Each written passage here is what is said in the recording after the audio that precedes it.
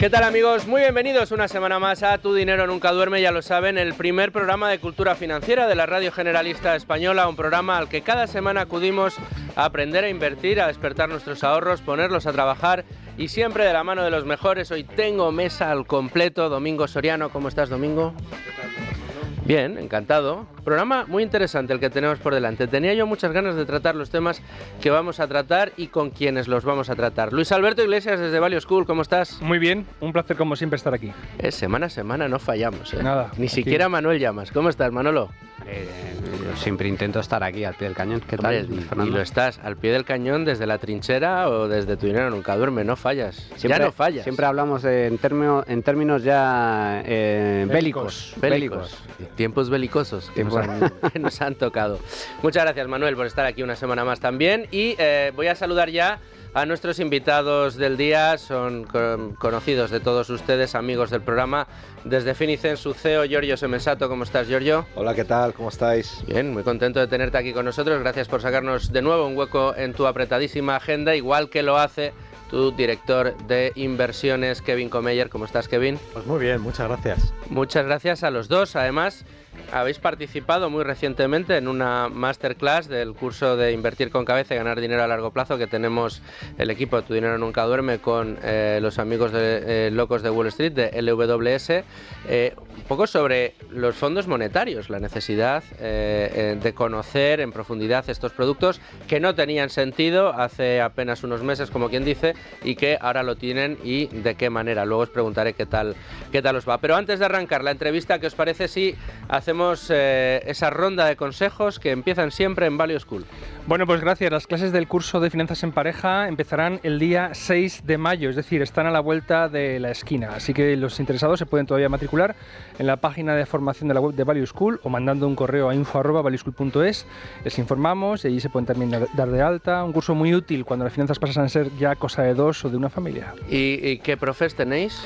Estamos José Tercet, que es el experto, bueno, es un periodista muy reputado, amigo del programa también, por supuesto. Y yo mismo haré de profesor secundario. Bueno, qué modesto es, Luis, con lo bien que divulgas, por eso estás aquí con nosotros cada semana. Muy bien.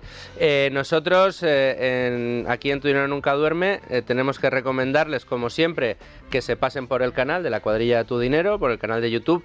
Siempre nos tienen que seguir, el canal de Radio, el canal de Libertad Digital, y también aquellos amigos del programa pueden ver más contenidos sobre cultura financiera en el canal de YouTube de la Cuadrilla de Tu Dinero, donde tenemos varias entrevistas interesantes y en el último directo, ojo, las lecciones que dio Moncada, ¿eh? Muy buenas, el último directo muy centrado en algunos de los temas que veremos hoy: interés, temas monetarios, cómo van a reaccionar los bancos centrales, cómo están reaccionando y cómo van a reaccionar en los próximos meses, temas que son fundamentales para cualquier inversor y que Ignacio Moncada nos los explicó de maravilla. Bueno, y además recordarles que entran en la cuadrillatudinero.com y ahí se hacen socios de esta comunidad inversora que va creciendo poco a poco y que nace con la vocación de seguir ofreciéndoles más formación, información e incluso entretenimiento de la mano siempre de la divulgación en cultura financiera. Ahí muy pronto van a tener información de lo que se está cociendo ya, Domingo, Manuel, que es la cuarta edición de Invertir con Cabeza y Ganar Dinero a Largo Plazo. Los que estéis pensando en haceros el curso, enseguida, dentro de muy poquitas fechas, van a empezar ya a abrirse las plazas de esa cuarta edición que estamos preparando con mucho mimo y con algunas sorpresas muy interesantes. Sorpresas muy interesantes y además yo creo que es un buen momento, ¿no? Para esa gente que a lo mejor durante el curso piensa, tengo un poco menos de tiempo, pues ahora en verano a lo mejor puede ser el momento perfecto, esa edición que comenzará a mediados de junio, para decir, venga, me propongo organizar mis cuentas, mi patrimonio, mi presupuesto de aquí a septiembre. Pues una tarea perfecta para el verano. La mejor excusa. Y por último, nos resta un último consejo. Después de aprender a organizar nuestro patrimonio, aprender los primeros pasos de la inversión, necesitamos una interfaz para poder operar. Y qué mejor que hacerlo con Trade Republic. Recordemos que es el neobroker de origen alemán, con licencia bancaria del Banco Central Europeo y que opera en toda Europa, con especial incidencia en España, donde ofrece operación muy sencilla, muy barata en ETFs, bonos, acciones, derivados, criptomonedas. Además, a través de los planes de inversión automatizados, permiten la inversión de forma recurrente y gratuita también en miles de acciones, ETFs y criptomonedas. Y además, como es banco, si tienes ahí el dinero esperando a ver dónde lo metes, mientras esperas, ahora mismo te está rentando un 4%, es decir, una solución extraordinaria la que nos ofrece Trade Republic. Y hechas estos consejos, nos vamos ya de lleno a la entrevista. Bueno, pues estamos ya con Giorgio, con Kevin en Tu Dinero Nunca Duerme, abriendo melones que tenemos ahora mismo encima de la mesa y que hay que saber cómo interpretar. Tenemos mucho ruido en los mercados, hemos tenido crisis geopolítica que de repente se enfría, tenemos ahora presentaciones de resultados. Vamos a pedirle a Giorgio y a Kevin hoy que nos traten de aclarar un poco el impacto que suelen tener este tipo de eventos en los mercados y cómo una estrategia como la que ellos conocen más de cerca puede luchar precisamente contra los males que pueden devenir de esos efectos. Pero antes de que yo pregunte, esto es un clásico, la primera pregunta es de Luigi. O sea que, dale. Bueno, pues vamos allá, porque yo pienso que precisamente es Finicens con su propuesta de gestión pasiva indexada la que mejor responde a la pregunta de cuándo es el mejor momento para invertir, o su variante, ¿debo esperar a que se tranquilice o que se calme? Y aquí ya cada uno que rellene en su hueco, ¿no? La crisis del no sé qué, la guerra en el no sé cuánto. Y les pediría yo una respuesta comparándome lo que un inversor, lo que una gestión pasiva indexada ofrece a este respecto al inversor, con lo que puede ocurrir en el caso de la gestión activa, donde a lo mejor sí, si precisamente un inversor, un gestor activo, ve que potencialmente en los próximos 3-5 años, digamos, Asia o digamos mercados emergentes, puede ser porque ahora hay una crisis, una buena oportunidad de inversión y simplemente pide a sus partícipes que esperen a que se calmen las aguas. Entonces ahí digamos que sí, están quizá apostando a que esas turbulencias pueden producir mejores resultados cuando se calmen, ¿no? Esa condición un poquito perturbada del mercado. En el caso de la gestión pasiva indexada da igual, porque la diversificación es tan grande que lo que pasa en una parte del mundo o en un sector casi como que te da igual. Y perdonad porque a lo mejor hasta yo he respondido la pregunta, pero bueno, muchas gracias, planteo las preguntas. Venga, adelante, perdonad. Sí, yo creo que has dado en el clavo. O sea, la gran diferencia que nosotros tenemos en relación a la gestión activa es que al final nosotros nos exponemos tan globalmente que nosotros el riesgo que estamos asumiendo no es el específico. Y cuando digo específico no es ni a un mercado concreto, ni un sector concreto, ni una compañía en concreto. Es decir, al final tenemos carteras con más de 20.000 posiciones, ¿no? Entonces el riesgo que nosotros estamos asumiendo es el sistémico. Es decir, si todo el mundo tiene una crisis, pues vamos a sufrir, ¿no? Pero nosotros no tenemos ese riesgo de, por ejemplo, que una guerra, y digo la guerra de hace 2 años ya, que parece que el conflicto de Ucrania y Rusia, pues por ejemplo, que a priori parecía que iba a tener una mayor incidencia en Europa, ¿no? Pues ese riesgo nosotros no lo tenemos, ¿no? Y entonces pues ahí es donde está el riesgo de los gestores activos, que del mismo modo que tienen una oportunidad, porque pueden ver una oportunidad, también está el riesgo de equivocación, ¿no? ¿Quién iba a decirnos que en el 22-23, que a priori es verdad que aparecía que Europa iba a salir mucho más débil, ¿no? Con unos problemas energéticos claros, donde hoy tenemos ya no podíamos comprar el petróleo a Rusia, o parecía que teníamos menor capacidad para comprarlo, pues íbamos a salir tan fuerte, ¿no? Al final Europa ha sido casi tan poderoso desde el punto de vista de rentabilidad casi que Estados Unidos, ¿no? No igual, porque Estados Unidos tiene el aspecto de inteligencia artificial que nosotros no tenemos en Europa, pero oye, tenemos muchos bancos, mucha energía, y eso ha sido unas buenas rentabilidades para Europa, ¿no? Entonces, totalmente, el gran beneficio que nosotros tenemos es que tenemos una gran diversificación. Entonces no necesitamos tener que tomar apuestas todo el rato. Eso en crisis bursátiles, o ya sé que no era yo creo que el evento, o lo que pretendíamos hablar hoy era un poco más de riesgos geopolíticos, ¿no? Que los comentabas tú, ¿no, Luis Fer, ¿no? Pero claro, gracias a la diversificación ya no tan solo tienes el tema de la apuesta, sino que en el caso de que haya una crisis bursátil o una corrección bastante grande, también tienes una mayor capacidad de recuperación. ¿Por qué? Porque tú tampoco sabes qué mercado se va a recuperar antes. No sabes qué mercado va a caer más y tampoco sabes qué mercado se va a recuperar antes. Y no es tan obvio. Es obvio pasa el evento, pero antes del evento no es tan obvio. Y lo que parece que va a ser, muchas veces no ocurre, ¿no? Yo creo que hemos tenido unos cuantos años que es perfecto, ¿no? ¿Quién nos iba a decir que en el 23 íbamos a tener tan buenas rentabilidades? ¿Quién nos iba a decir que en el 22 la renta fija iba a sufrir tanto? Sabíamos que iba a sufrir, pero no a ese nivel en la parte de calidad crediticia. Es decir, aunque tú sepas el camino o la dirección, es muy difícil identificar exactamente qué es lo que va a ocurrir, ¿no? De ahí que tener una gran diversificación, pues de luego aporte muchísimo. Estamos hablando de geopolítica, riesgos geopolíticos. Lo cierto es que el inversor siempre actúa con miedo, ¿no? Ante la incertidumbre. Y miedo a qué pasará con la economía, miedo a qué pasará, por lo tanto, con la bolsa, si subirá, si bajará a corto plazo. Pero, ¿cómo se comporta normalmente la bolsa y los mercados ante este tipo de riesgos geopolíticos? En la actualidad estamos viendo, por un lado, conflicto Rusia-Ucrania que, lejos de aminorarse, se mantiene estable, incluso se acrecienta. Por otro, conflicto armado. Y empiezan a crecer las apuestas de que Rusia termine sacando más provecho del que parecía en un primer momento. Bueno, incluso por parte de algún miembro de la Unión Europea como Macron diciendo que hay que enviar tropas. Es decir, sí. Parece ser que hay escalada en ese conflicto a las puertas de Europa.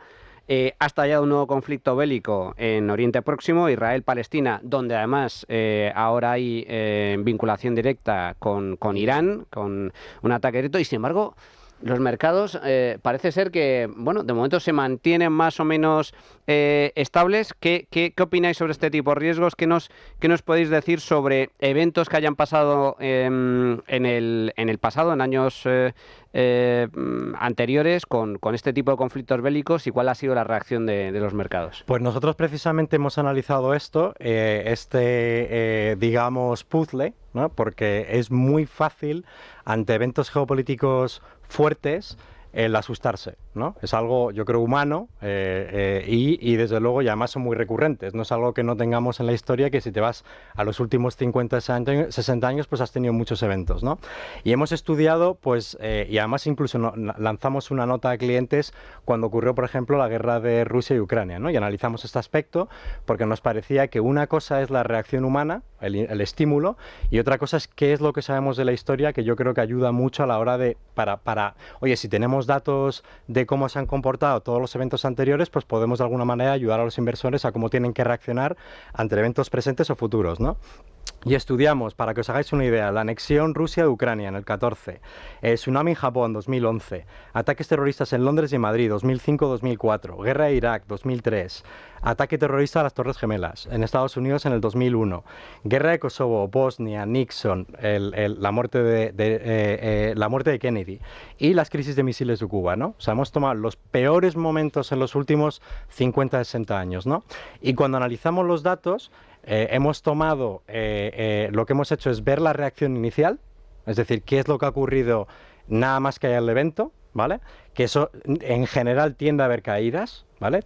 Nosotros hemos calculado que tiende a haber una caída entre un 4 y un 5%, pero depende, hay eventos que son mucho más fuertes, de menos 20, y hay otros que son más ligeros, ¿no? Y después lo que hemos estudiado es el número de semanas de recuperación, ¿vale? Es decir, cuánto tiempo hemos tardado en recuperarnos, y la rentabilidad a 1 y 3 meses después del evento, ¿no? Y lo que hemos visto es que, aunque es verdad que hay una reacción inicial, que es ese menos 4% de caída inicial, el tiempo de recuperación medio es de 4 o 5 semanas, ¿vale? Y que después, a un mes vista, la rentabilidad media está en positivo. Y además está en positivo 8 de 9 veces. ¿Vale? A un mes, y si nos vamos a 3 meses, está en un 4%.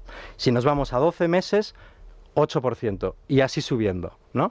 Entonces, algo que humanamente, o yo diría emocionalmente, es negativo, y yo creo que hemos tomado suficiente ejemplos, ¿no? Guerras, muertes del presidente de Estados Unidos, imaginaos la crisis de Cuba, misiles, o sea, eventos pues que podrían haber significado incluso una tercera guerra mundial, ¿no? Y cómo el mercado, y eso lo vemos muy bien con el ejemplo que ha ocurrido ahora mismo con el conflicto de Oriente Medio, ¿no?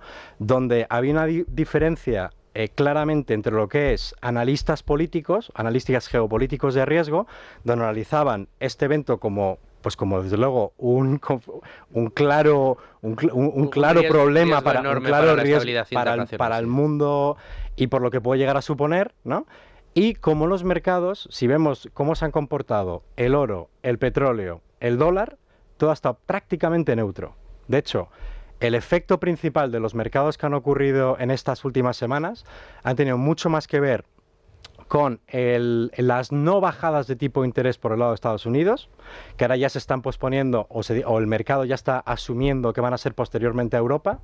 De ahí que haya habido una bajada del precio del euro, ¿no? Con relación al dólar, ¿no? Que por el hecho de lo que ha sido el evento geopolítico, ¿no? Entonces, la historia nos dice que lo que es la reacción inicial tiende a ser mala, es decir, los inversores tienden a vender y después tienden a analizarlo, ¿no? Pero que en prácticamente todos los casos, en un 80-90% de los casos, a un mes vista estás en rentabilidad positiva. Claro, y esto unido a esa realidad que se refleja en ese cuadro que me encanta de los que habéis compartido alguna vez con los inversores y con nosotros en el programa, esa especie de tabla periódica en la que se van viendo los diferentes tipos de activos y cada año cuál ha sido el activo en un ranking que acaba por encima del otro, ¿no? Renta fija, renta variable, rates inmobiliarios, materias primas, etcétera, para intentar averiguar cuál va a ser el campeón de un año para otro. Claro, la distribución es parece que están echados así como si hubieras echado los dados, ¿no? O sea, no hay un orden lógico, no hay una manera lógica de tratar de averiguar cuál va a ser el campeón el año siguiente. Uno de los ejemplos, lo ponías tú antes, Kevin, más cercanos que tenemos es del 22 al 23, ¿no? El 22 con una caída de la renta variable, de la renta fija brutal, una caída en la renta variable, las tecnológicas, que eran las grandes campeonas, de cerca del 40%, llegamos al 23 y otra vez fiesta, ¿no? Otra vez suben mucho la renta variable, la renta fija y los resultados que hemos tenido. Es decir, que el libre albedrío, más allá de los eventos geopolíticos, existe y está ahí. Entonces, yo creo que aquí al final es un poco la reacción precisamente a los eventos geopolíticos, a los famosos Black Swan, que pueden ser una guerra, pero puede ser un COVID, como sucedió, eventos que generan pánico. Otro de los eventos cercanos que hemos tenido fue el Brexit, ¿no? De repente el Brexit, la gente se asustó, salía de mercado. Siempre hay estampidas, ¿no? El susto, el miedo, la inestabilidad, lo que genera es estampida del mercado. Y querer averiguar el efecto que va a tener ese conflicto, ese evento sobre los mercados, es lo que, porque decíais, es muy humano tener miedo, ¿no? Que te bloquees y digas, pues mira, salgo, pienso lo que hago y luego ya, si tal, pues vuelvo a entrar en los mercados. Pero también es muy humano, y yo no sé si estáis de acuerdo conmigo, aquellos que intentan averiguar, quieren ser los más listos de la clase. Y nos ha pasado a todos, y a mí el primero, de decir, no, mira, fíjate, porque este conflicto ahora, claro, va a tomar presión sobre el petróleo. A mí mismo, estas semanas atrás, me han breado algunos brokers oye, pero mete dinero en petróleo, es el momento, no has leído las noticias. Digo, soy periodista. Bueno, entonces sabrás las noticias y tal. Mete dinero en petróleo, está cantado, ¿no? Es el hecho de aprovechar, que esto yo creo que es otro sesgo que tenemos por delante, aprovechar este tipo de eventos para querer ser el más listo y posicionarte en aquello que crees que va a ganar. Y lo que dice Kevin, a lo mejor no sube el petróleo, lo que sube es el oro o el Bitcoin, porque el efecto es el contrario. Hace poco teníamos precisamente en el canal de la cuadrilla de Tu Dinero una charla analizando el sector del automóvil con la irrupción del vehículo eléctrico, y nos preguntaban, oye, pero con esto del vehículo eléctrico, claro, todo lo que son los materiales que son necesarios para las baterías estarán subiendo muchísimo, y de repente vemos que están registrando caídas del 30 al 40% esas materias primas. Y dice, claro, había tanta expectativa que se ha generado mucho producto, claro, no hay demanda suficiente para asumir tanta oferta, entonces ahora los precios están cayendo y por lo tanto están cayendo en el mercado. Es decir, que por mucho que queramos ser los más listos de la clase, la mayoría de las veces nos equivocamos, ¿no? Sí, la complejidad de la interacción entre todos los distintos factores que afectan la economía y la evolución bursátil en cada momento del tiempo es altísima, y el resultado de ello tangible, lo que comentabas tú, la tabla periódica de qué activos son mejores o peores en cada año, tiene una distribución que tú la miras y dices, es random, y lo es. Es muy próximo a ser totalmente aleatorio. ¿Por qué? Porque hay tanta dependencia entre un elemento y otro que es imposible en la práctica acertar, sobre todo si te fijas en momentos muy cortos del tiempo. Y eso está más que estudiado, más que inventado. Es más del 90% de los casos estadísticamente, pues te equivocas. Si eres un gestor profesional, es decir, los gestores de fondos que se dedican profesionalmente a esto. Imaginémonos si eres pues un inversor de a pie, imagínate. O sea, estarás próximo al 100, ¿no? Con lo cual, si uno consigue contener, ya ni digo eliminar, pero pausar esa faceta emocional que es propia del ser humano, pues al final pues eliminas el principal problema, que es el impulso a la equivocación, porque al final la emoción lo que va a hacer es hacerte dar ese paso en un tablero de juego donde las tienes todas que perder, y eso lo hemos visto. Los eventos más evidentes son cuando hay caídas de mercado, es más visible cuando uno se equivoca, porque los inversores menos expertos o menos entrenados a la volatilidad, lo que pueden hacer es vender cuando el mercado cae, luego el mercado se recupera en un tiempo X, además más breve de lo que creamos, como comentaba Kevin, y tú mientras tanto has estado esperando, con lo cual has perdido porque has vendido a pérdida y no has ganado porque te has perdido la subida, con lo cual has perdido dos veces. Y ese es el principal error que cometen los inversores menos expertos o menos entrenados en ese sentido. Y esta es la lucha. Al final, entre las distintas opciones de inversión que hay, pues gestión pasiva, gestión activa, etcétera. Nosotros evidentemente abogamos por nuestra propuesta de valores de gestión pasiva, y gracias a la diversificación eliminamos el problema de la elección, es decir, ya no tienes que elegir porque compramos todo lo posible, con lo cual no hay elección que tomar, primer problema o primera fuente de equivocación y de error eliminada, y segundo, que es otra práctica muy potente, porque esa es una diversificación espacial, ¿vale? Es decir, en distintos mercados, pero hay otra diversificación muy potente que es la temporal, es decir, diversificar el momento en el que aportas el dinero a la inversión.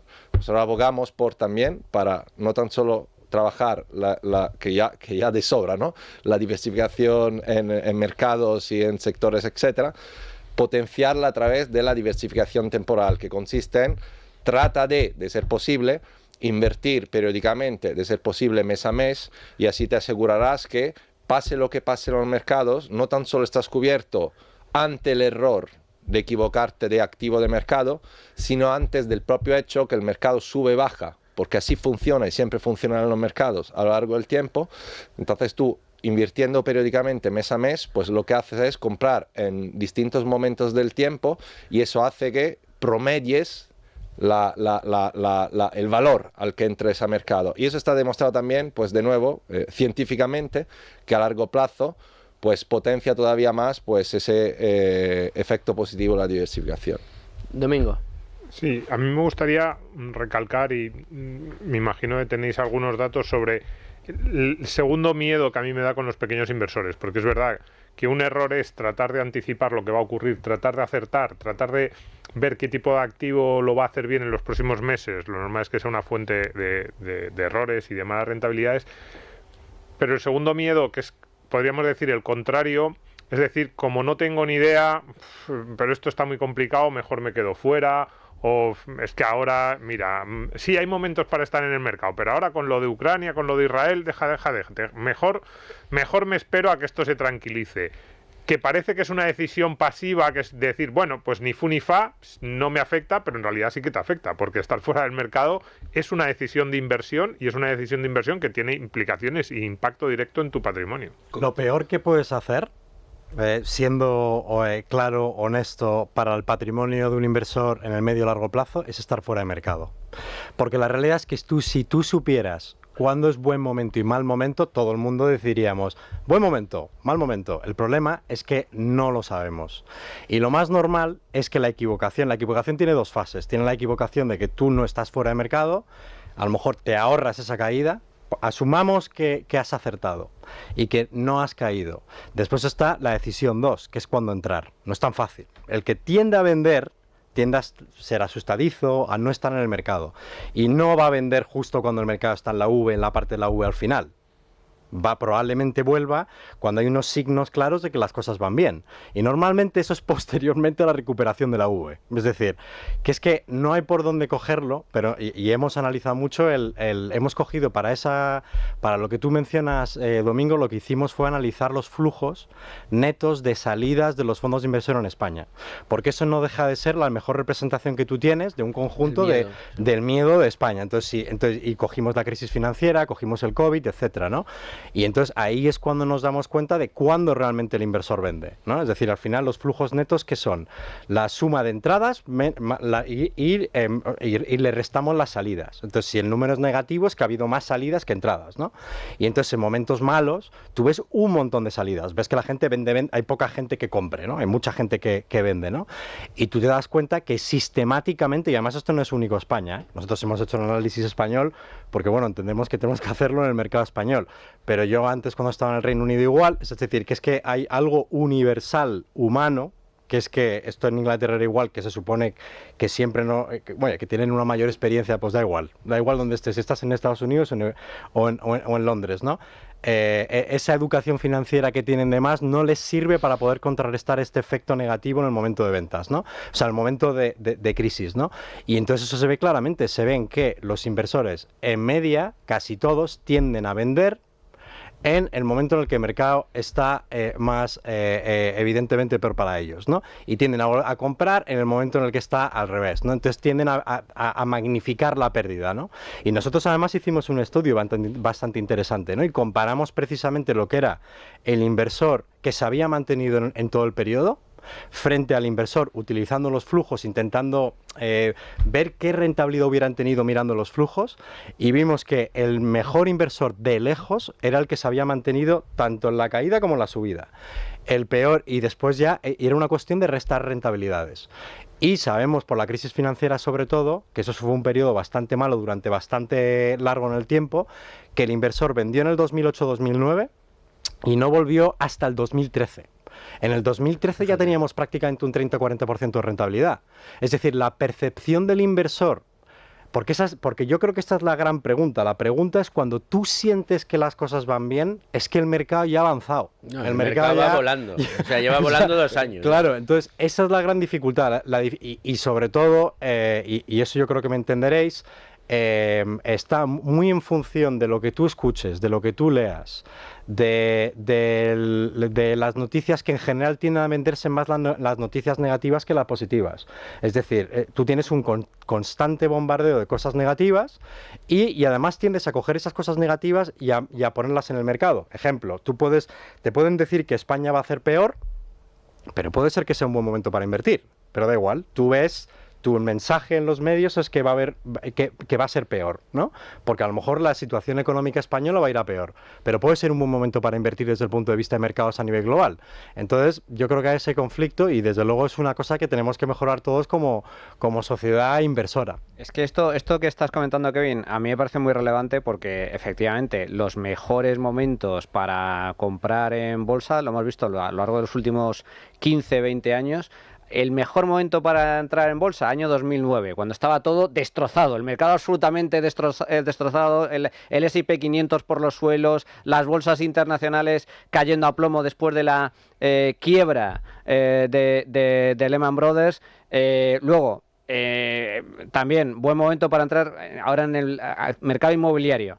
año 2013, en el medio de la crisis de deuda pública, con el mercado, el precio de los pisos por los suelos, yo me he llegado a encontrar cosas en el centro de Madrid que se han multiplicado por 4 en los últimos años. El año más cerca todavía, año 2020, ¿qué pasó en el año 2020 con la pandemia? Caídas del 50%, y cuando todo el mundo estaba en estado de pánico vendiendo, vendían muy barato.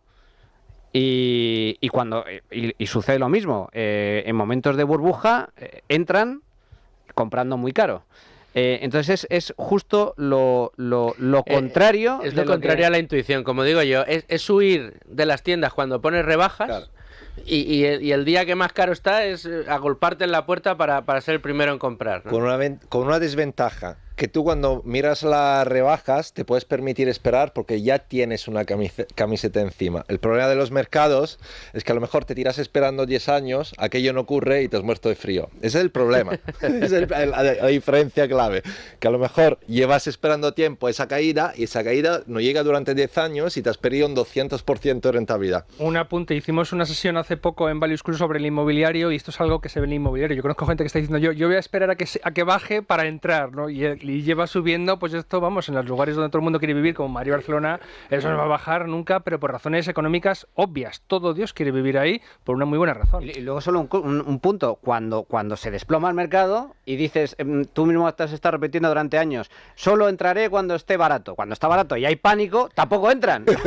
Pero es que ahí está el kit de la cuestión. El kit de la cuestión es que si nosotros fuéramos puramente racionales, es decir, si fuéramos un ser completamente racional, que ponemos nuestras emociones, sentimientos y los ponemos a un lado, esperaríamos ese evento y lo haríamos. Pero hay que estar en el 2009, en abril, cuando están todos los bancos colapsando, donde yo casi pierdo el trabajo, me veía con una cajita de esas, y decir, ¿sabes qué? Voy a coger todo mi dinero o voy a coger...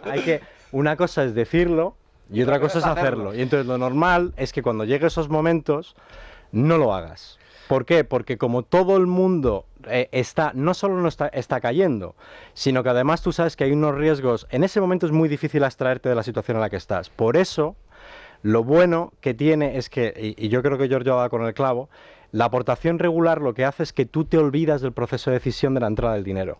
Si tú sabes que todo el dinero que vas teniendo lo vas aportando de una manera metódica y sistemática, tú ya quitas una parte del proceso entero que es la de ahora sí, ahora no. Si tú sabes que las rentabilidades van a ser buenas en el medio y largo plazo y de que tú lo vas a ir aportando, vas a ser bueno. Otra cosa es que si viene un mal momento, puedas retocar ese plan que tú tienes, ¿no? Yo tengo inversores en los que a lo mejor si viene un momento y vienen unas cuantas caídas, pues ponen un poco más de dinero. Eso tiene lógica, lo de mantener un poco lo que se dice la pólvora seca, ¿no? Pero de ahí a yo no voy a comprar una casa, no voy a comprar una camiseta, no voy a entrar en el mercado hasta que algo malo...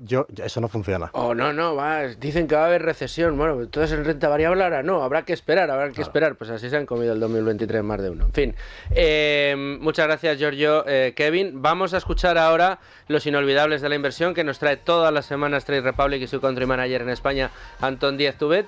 Y volvemos con asuntos como estos. Vamos a seguir tratando de temas de actualidad. ¿Os quedáis? ¿Os apetece quedaros? Pues vamos a continuar luego ya con Vicente Baro de Finet, que nos está esperando ahí detrás del cristal. Los inolvidables y nos vamos a la tertulia. En tu dinero nunca duerme. Los inolvidables de la inversión con Trade Republic. Y con Antón Díez Tubet, su country manager en España. Antón, bienvenido de nuevo a los inolvidables de la inversión.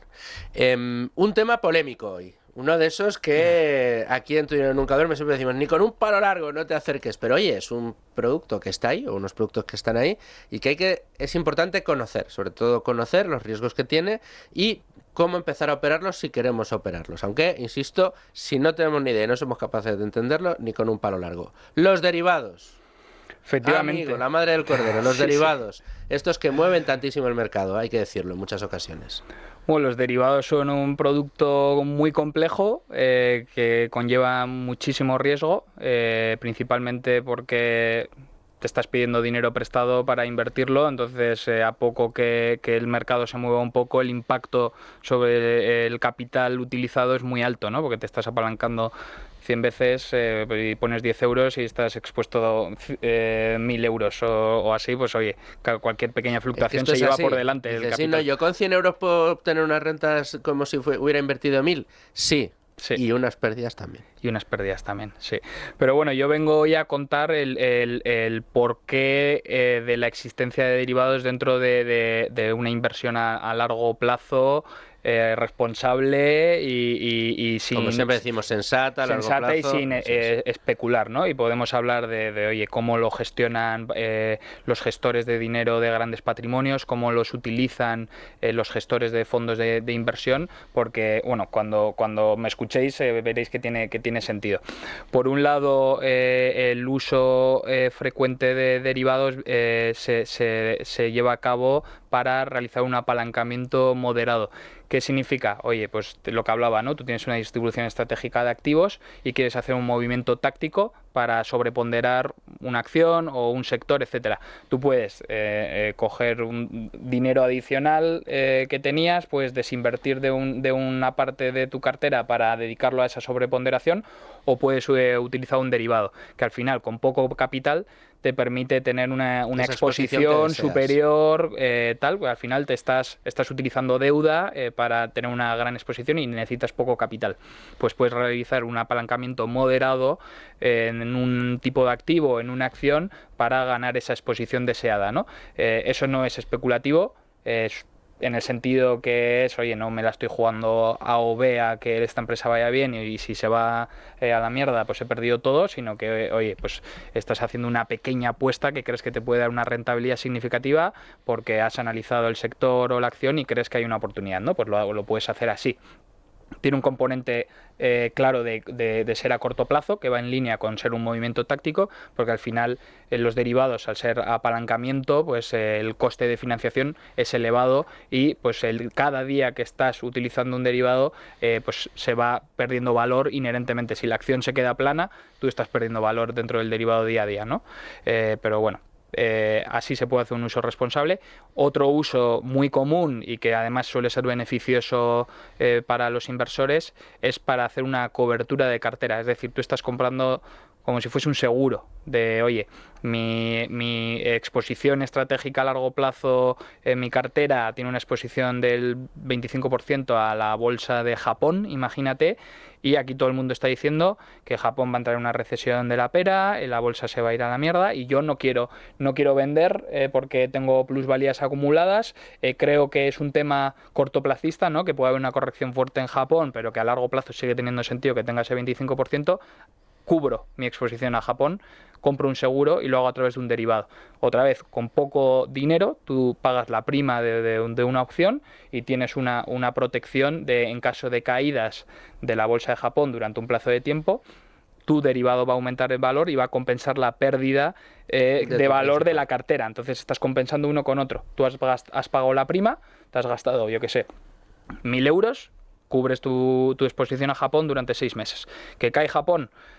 Se queda igual tu cartera. Lo que pierdes por la parte del fondo de inversión o el ETF que tengas, lo recuperas con el derivado. Que no pasa nada, pierdes pues la prima que has pagado y ya está, has pagado un seguro y no lo has utilizado, ¿no? Pues oye, tiene sentido, ¿no? Y luego, el tercer uso más común de los derivados, que esto ya es un tema más complejo, es y menos habitual, es para la generación de rentas pasivas. Es decir, tú puedes lo que se llama vender calls o vender puts y te pagan, ¿no? La prima que, como antes hablábamos, si te compras el seguro para que la bolsa de Japón, la pagas tú, pero el que te ha vendido el derivado recibe la prima. ¿Cuál es el riesgo del que vende el derivado? Que si tú tienes que ejercer tu derecho de, oye, dame todo ese dinero que he ganado dentro del derivado, pues te lo tiene que pagar el tío que ha hecho la emisión del derivado, ¿no? Entonces, si lo haces como se dice en inglés, uncover, es decir, si tú no tienes ese activo, pues tienes que ponerlo de tu bolsillo, ¿no? Entonces el riesgo es ilimitado. O sea, no ilimitado, pero puedes perder un dineral, porque, claro, si la bolsa sigue cayendo, tú le sigues debiendo más dinero a esa persona. Pero ¿cómo puedes generar rentas pasivas haciendo esto? Cuando tú ya tienes el activo. Es decir, si yo tengo 100 acciones de Apple y a mí me da igual vendérselas a alguien, digo, oye, yo he ganado un dineral en Apple, si lo tengo que dar a otra persona, no me importa. Entonces, vendo calls, vendo derivados sobre Apple a una persona que quiera tener la exposición a Apple, y si yo tengo que darle esas acciones no pasa nada, y mientras no se las doy voy obteniendo esas primas, ¿no? Pues es lo que se llama vender calls, pero cubiertas, es decir, tú no asumes el riesgo de tener que comprar Apple a un precio ilimitado, que eso es donde tienes un riesgo ilimitado, porque teóricamente Apple puede subir infinito, ¿no? Entonces tú tendrías que comprar Apple a precio infinito si se las tienes que dar a otra persona. Si tú ya tienes las 100 acciones de Apple y estás vendiendo las calls a una persona que quiere tener el derecho de compra sobre acciones de Apple, pues si lo ejerce, tú coges tus acciones y dices, hasta luego, te las doy. Tengo que decir que hay cursos extraordinariamente interesantes. Nuestros amigos de Locos de Wall Street tienen uno muy bueno sobre opciones, que son estas calls que estás comentando, y que una vez las comprendes y sabes utilizarlas son una herramienta utilísima para obtener rentas en el mercado, y también incluso en la filosofía value para comprar al precio que consideras que tiene una compañía en un momento determinado. Antón, muchísimas gracias por traernos uno de los temas más polémicos, más complicados, y que has conseguido resumir espectacularmente en 5 minutos. Muchas gracias. Que te agradezco. Bueno, Antón, te veo la semana que viene. Hasta la semana que viene. Los inolvidables de la inversión con Trade Republic. Muchas gracias a Antón Diez-Tubet y a Trade Republic por traernos esos inolvidables de la inversión tan importantes y con asuntos como los que nos estamos llevando esta semana a la boca. Tenemos ya con nosotros en tiempo de tertulia a Vicente Baró. ¿Cómo estás, Vicente? Hombre, con esta mesa no me lo podía perder. Es que es una mesa. ¿En qué otra mesa querías estar no un hay domingo otra, ¿no? por la tarde? Es que no hay ninguna mejor. La mejor. No siguen con nosotros Giorgio Semensato, Kevin Comeyer y Luigi Domingo y Manuel Llamas. Estamos todos. Vicente, estamos hablando de cómo afectan los eventos geoestratégicos, el estallido de guerras, de conflictos en los mercados, en el ánimo del inversor, ese miedo que les entra. Y bueno, pues siguiendo con los asuntos de actualidad, pues la verdad que tenemos muchos encima de la mesa, pero uno de los que más ha llamado la atención y que está haciendo que la gente se lleve las manos a la cabeza cuando ve los gráficos es cómo de un tiempo a esta parte, en los últimos meses, los bancos centrales, Estados Unidos, China, están comprando oro como no han comprado en su vida, o sea, aumentando las reservas de oro de una manera brutal. Esto tiene que ver con las expectativas que hay de lo que pase con los tipos de interés, tiene que ver con que estén esperando que se produzcan efectos inflacionarios más allá de un 4 o un 5%. ¿Qué lectura haces? Bueno, en la era teórica de la transparencia de los bancos centrales, ningún banco central nos ha explicado todavía por qué está comprando tanto oro, ¿no? ¿Por qué?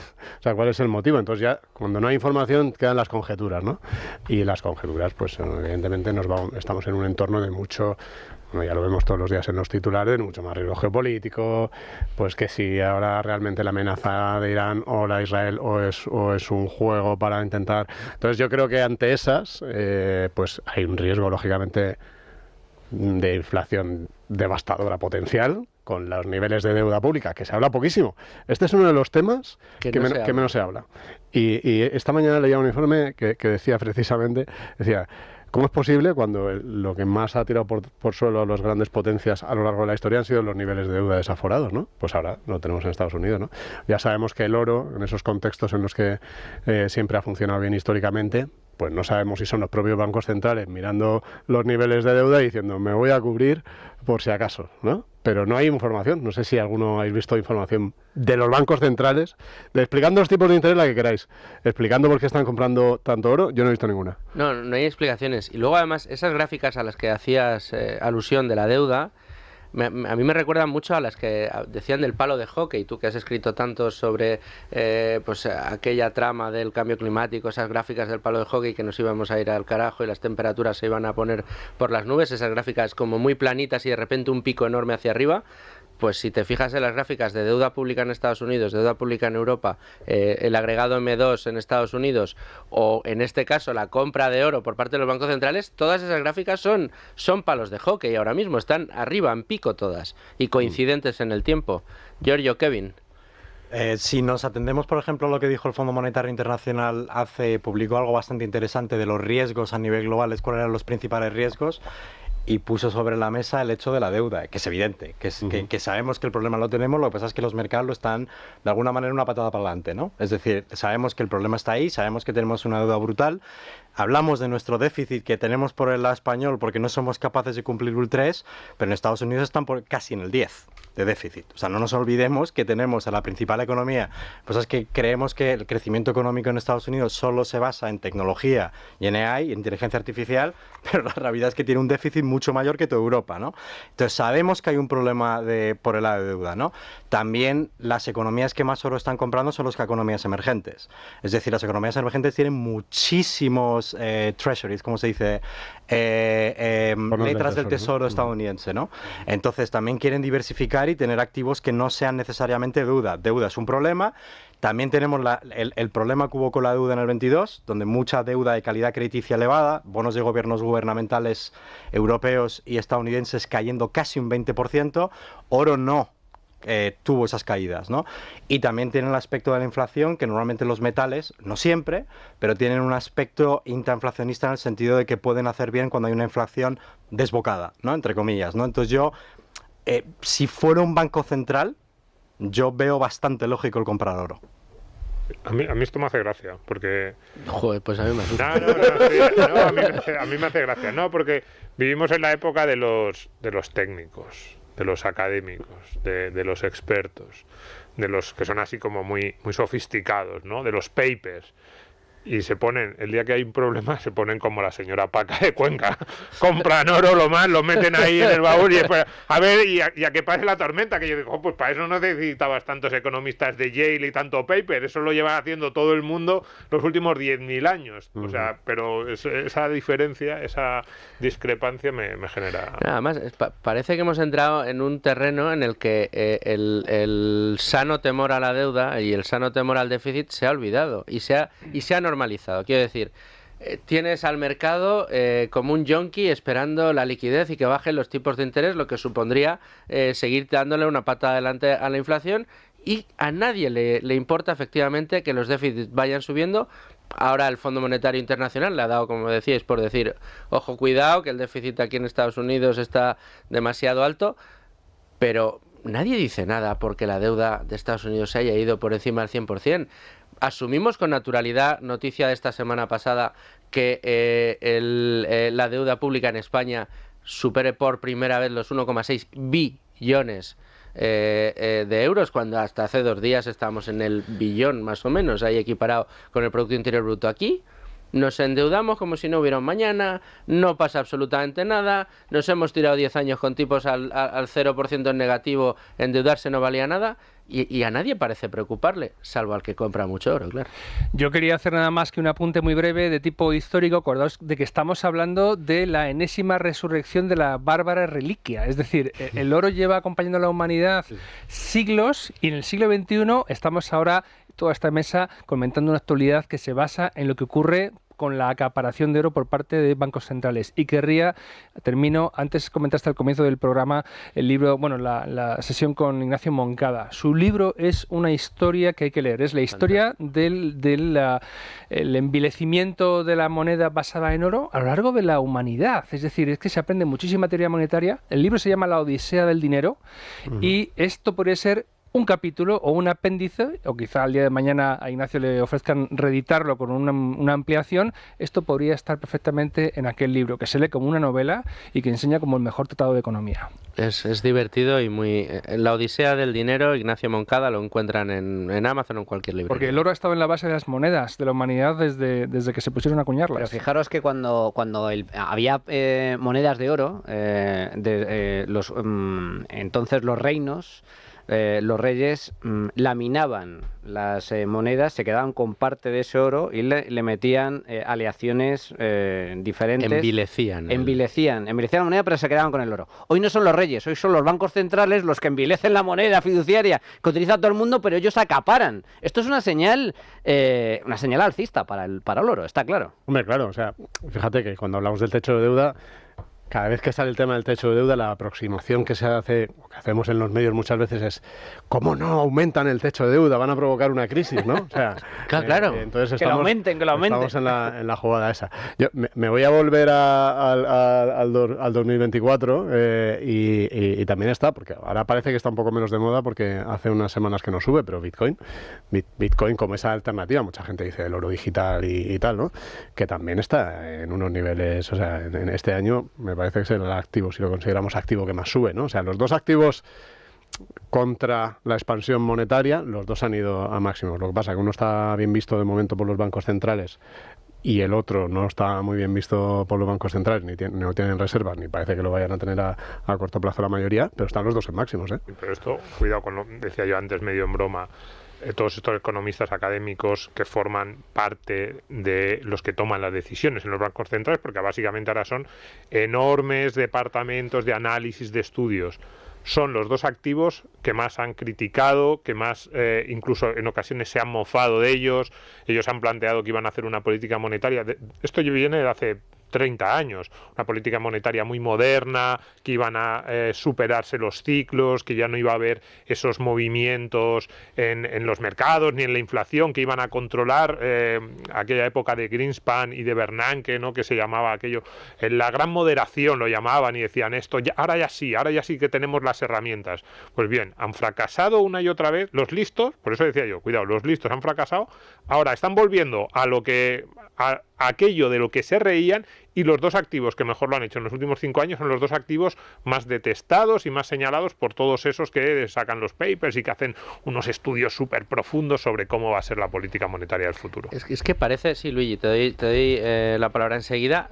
Además, mira, te dejo alguna votando. Es que parece que de lo que nos quieren convencer todos estos listos, como decías tú, Domingo, que nos han querido vender aquí una política monetaria muy sesuda, o sea, esa sesudez era que gastar más de lo que ingresas es bueno. O sea, ese es el mantra. O sea, la deuda es buena, no os preocupéis, aquí está el Estado, emitimos moneda, monetizamos deuda y aquí podemos seguir gastando más de lo que ingresamos y eso es bueno. Ese es el mensaje que han ido lanzando. Nada. Y no va a pasar nada. Y vamos a poder seguir gastando mucho más de lo que ingresamos y aquí no va a pasar nada y todos vamos a ser muy felices. Bueno, eso será bueno para este gobierno actual, porque Pues quiero es lo que recordar... nos han estado diciendo. Has dicho 1,6 billones de euros, pero creo que esto va a sonar a ciencia ficción. Fue en el año, creo, 2012, cuando algo insólito, el PP y el PSOE reformaron la Constitución para incluir el techo de deuda. Era inconstitucional rebasar el límite de deuda. Es decir, les ha dado exactamente igual. Bueno, es que lo que voy a decir es una obviedad. En España se incumple la Constitución cuando conviene.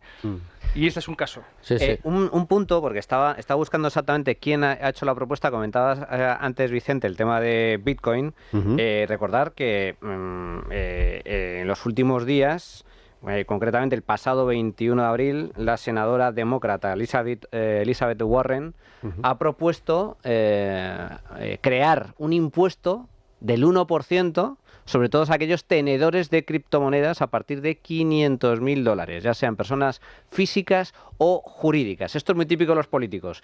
Cuando una cosa sube de precio, etcétera, empezar a aplicar impuestos. Pero quieren su parte. Claro, quieren su parte, lo cual también es un síntoma de normalización. En el sentido de que Bitcoin ya los políticos se van a aprovechar de Bitcoin, ya no van a intentar prohibirlo porque van a sacar tajada. Ya, bueno, pero también ataca una de las virtudes de Bitcoin, que es el hecho de que tú no le tengas que dar cuenta a nadie de cuántos Bitcoin tienes, ni de dónde los tienes. Siempre y cuando sepas custodiarlo correctamente, y mantengas claro, la confidencialidad, claro. Sí, o sea, es una opción que te da el activo, pero ya tú como ciudadano decidirás si vas y declaras que tienes los bitcoins y pagas por ellos o no. O sea, eso es una decisión que una vez que se apruebe la legislación, pues no te quedará otra. Yo por concretar sobre estos asuntos, hombre, lo bueno es que tenemos posibilidades en todos los sentidos para también protegernos en la inversión, ¿no? Por supuesto, lo primero con carteras diversificadas, que lo he comentado, ¿no? Sí. Porque ahí hoy ya sabes que cuanto más diversificado, con buenas compañías, con buenas emisiones de bonos, de buenos gobiernos y demás, pues es fenomenal. Pero también puedes incluir una parte de la cartera en oro. Pues ahí, lo puedes guardar en una caja fuerte en un sitio, pero también puedes comprar un ETF de réplica física que te da el precio del oro. El que esté un poco más lanzado al mundo de activos digitales o lo entienda, porque yo creo que hay que entenderlo, también tiene ya productos con los que replicar el comportamiento de Bitcoin y otros activos digitales. O sea, yo creo, como inversores, la facilidad que tenemos ahora de, oye, no nos creemos esta película de la deuda, pues vamos a proteger un poquito, vamos a comprar un seguro con determinados activos en nuestra cartera, lo tenemos súper fácil. ¿Creéis que ante los eventos que podemos tener, o sea, hemos visto las pistas, pero no sabemos a qué nos conducen, ¿no? Vemos la deuda, vemos la M2, vemos en este caso pues las compras de oro por parte de los bancos centrales, vemos el nivel de déficit que están tomando los países, cómo la deuda ha inundado durante estos últimos años todo el mercado y muchos productos financieros. O sea, eso lo vamos viendo, pero no sabemos cuál va a ser el efecto que va a tener todo esto finalmente, si vamos a ir a una gran inflación o qué tipo de crisis va a desencadenar. ¿Creéis que ante el evento, el strike, el que se produzca esa crisis, tome la forma esta que tome, los que estén invertidos y bien invertidos van a ser ganadores frente a los que hayan huido del mercado por miedo a lo que pueda pasar, y dentro de los que estén en el mercado, los que gocen de una mayor diversificación? Pues sin duda, porque quien tenga solo emisiones de bonos de su gobierno o tenga una cartera mala de emisiones de bonos, que básicamente lo que tienes es deuda, pues esa deuda, ¿por qué nadie se está llevando las manos a la cabeza con la inflación de nuevo cerca del 4 o recuperando? Porque le viene fenomenal a los gobiernos. O sea, es que si tú tienes que pagar algo y en lo que tienes que pagar se devalúa, pues tú estás encantado de cada vez debes menos. De la vida, cada vez debes menos, ¿no? Entonces, sin duda, le irá mejor. Otra cosa es en el corto plazo. O sea, en el corto plazo habrá, en el día que esté el estallido, pues te da la sensación de que has hecho el tonto invirtiendo bien, porque tu cartera ese día ha bajado un 10 y en un mes un 30%. Pero dentro de 2 años o de 5 o de 10 lo habrás hecho muchísimo mejor que el resto. Habrás preservado riqueza. O sea, como ya hemos dicho, la diversificación es esencial. O sea, el ahora jugártela, saber de este puzzle cuál va a ser lo que va a ocurrir, yo creo que es prácticamente imposible. Pero para mí lo que me preocupa no es tanto el hecho de que venga una crisis de deuda, que me preocupa. O sea, a mí lo que me preocupa, porque los gobiernos y al final los gobiernos y las empresas seguirán pagando, lo que preocupa, y yo creo que ahí los bancos centrales y también los gobiernos que no están operando como deberían, lo realmente preocupante es que vengan un gran periodo, una década perdida. Esa es mi preocupación. ¿Por qué? Porque unos altos niveles de deuda, si tú te endeudas demasiado, a lo mejor durante la próxima década tienes que gastar menos.